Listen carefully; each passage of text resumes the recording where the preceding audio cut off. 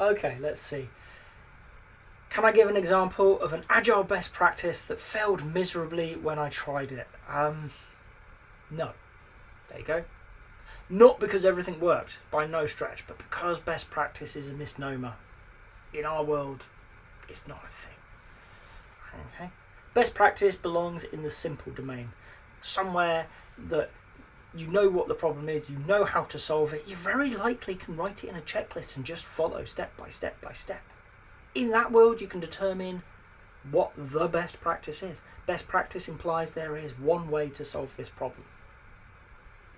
And do that one. Our world is far too messy for that. Even in the complicated work, where if we get the right people together and give them enough time, enough coffee, they're not going to come up with a single answer. They're likely to come up with a series of options, and in that conversation, determine the one they're going to follow.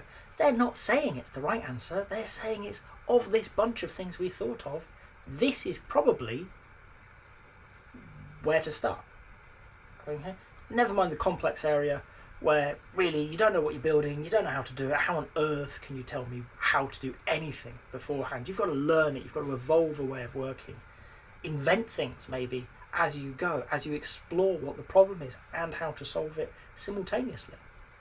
So when people ask me about best practice in the agile world, I invariably have a little chuckle because you're not going to find one.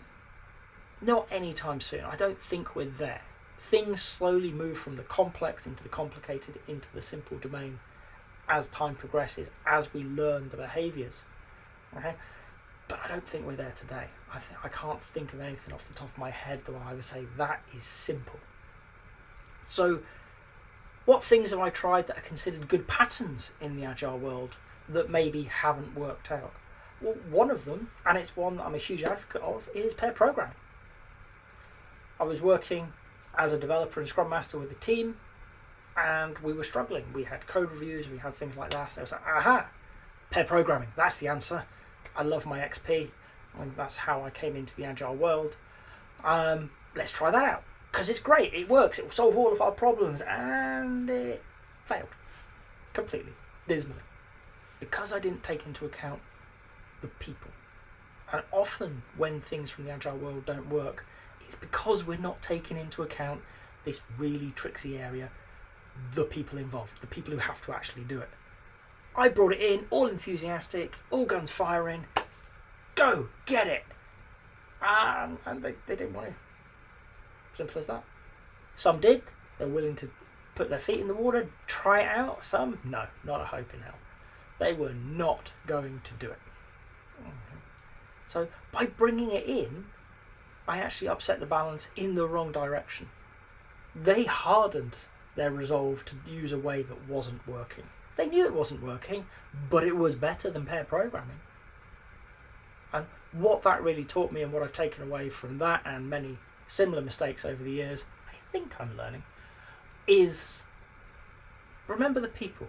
If I'm going to introduce something like pair programming that at the time was very alien to everybody, I'm not going to do it in a big bang, turn up and say we should all do this and scare everybody off. I'm just going to start doing things. And I'm going to invite the people who want to join me on that. Come along and learn with me. We'll experiment, we'll try things out, we'll find out what works for us, for now. And we're going to show it's safe. Or we're going to show it's not safe and we're going to stop it and put it back on the shelf. But we're going to learn and we're going to demonstrate to our team members what works for us. And if they want to join us, they're welcome, more the merrier. And if they don't, that's okay, and we can work that out. And today, when I bring in things like pair programming, that's very much the style. Let's try something out, let's experiment with it, let's play with this idea and see what happens. Does it help us? Does it help us in this area as I think it may, as we think it may, hopefully? Well, how do we measure that? So let's start measuring it, let's start playing with the idea. Okay? And give it a fair crack of the whip, but over time we need to assess, is it actually helping us in the way we want? And if it is, great.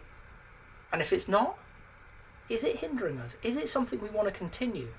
And even if it is helping us, is it something we want to continue? Because just because the numbers are going in the right direction doesn't mean we're not creating problems in an area we're not measuring. So as a team, is this a thing that we can get behind?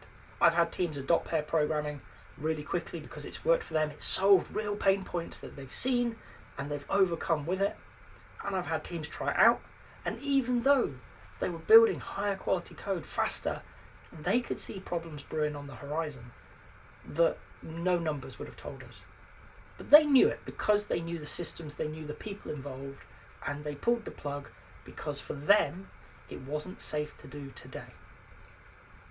So there are no best practices, not as far as I'm aware today in the Agile world. So you can't get one wrong. It won't blow up in your face because it doesn't exist. There are many good and there are many emerging practices. Okay? And trying them out takes experience. It takes a bit of courage. You've got to try things out, experiment with them. You're going to get some right, you're going to get some wrong. Okay? But either way, make sure that you learn. And as you learn, you're going to make better informed decisions and find your way to some practices that work for you. If you've got to this point in the video, I hope you've enjoyed it. If so, a like would be appreciated. If you want to hear more from me, more answers to questions that maybe you've got in the Agile world, please subscribe to the channel. And if you've got a question that you really want answered, drop it in the comments. I promise we'll get around to it. Thank you.